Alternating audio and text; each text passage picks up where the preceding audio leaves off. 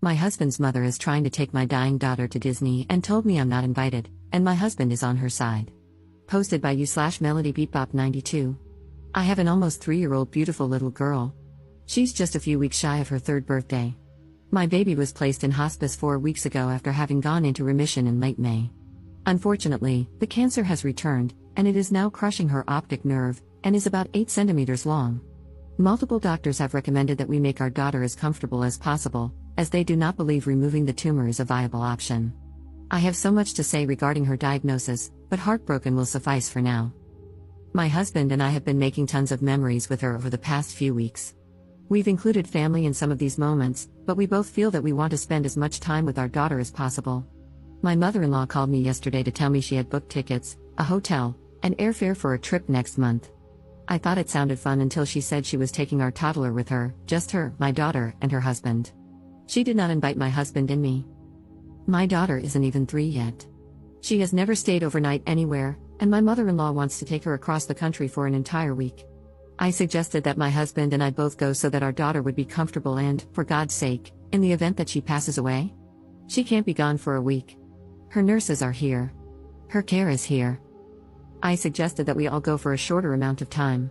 I came up with various alternatives, all of which were turned down. I should add that even if my daughter were not in hospice, I still would not be comfortable with our toddler being across the country for a week without her parents. My child being in hospice adds another layer of complexity to the situation. I told my mother-in-law that the decision she made without consulting us was a firm no. She called me a few names and hung up on me. She then called my husband, insulted me, and suggested she would fight for rights before my daughter passes away. I'm already grieving. My husband said we should acquiesce to his mother's trip to avoid drama, even though he agrees that our daughter is too young. But I want to spend time with her before the cancer takes her. She's too little. I said no for various reasons, not just to say no. Commenter. I'd suggest discussing it with your hospice doctor. There's no way they would condone this trip and would likely be glad to discuss it with your in-laws. Hospice employees tend to be highly focused on the patient's well-being and supporting the immediate family through what is one of the most difficult times they will face. Ops response. I told 2 of our hospice nurses, and they were both floored. They thought I was joking and were appalled when they realized I was serious. My husband even told one of the nurses, "Well, my mom has good intentions." My daughter's care team, including 3 doctors, does not recommend that we fly.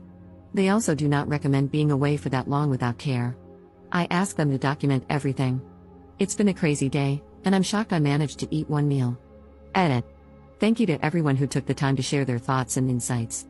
I appreciate the outpouring of messages, and I'm sorry I haven't had a chance to reply to them all. I wanted to add a few things. My mother-in-law lives in the same county as us, in the same city as my parents. It's only about a 20-minute drive without traffic. However, my in-laws have always been very adamant that we visit them, so I usually take my daughter over every other week for a few hours. Rarely do they ever come to our home. My parents, on the other hand, like to visit and always have. My daughter is much closer to my parents for this reason. Anytime my husband and I go on date nights, my parents come over and watch her because they like for her to be in her comfort zone. This was the case even before the cancer diagnosis. Since the diagnosis, we've been in and out of the hospital for weeks at a time. My parents have still been very much involved by helping in the form of dropping off meals, assisting with laundry, etc. I am very close to my family, and they have been respectful of our need for space during this time. I think my in-laws may be experiencing guilt because they haven't made much of an effort to visit us, see us, or accommodate us. It's always about what I, their daughter-in-law, can do for them. I have always felt like an incubator who's just there to facilitate a relationship between them and my child. Also, to add, I am set on distancing myself as much as possible. I've cut off contact with my mother-in-law and do not want her around after this fiasco.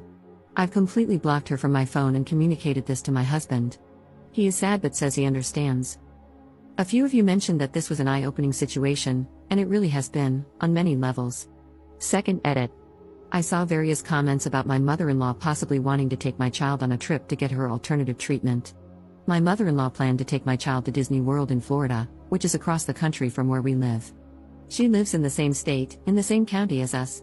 My husband and I have taken our child to Disneyland a few times in her life, most recently once.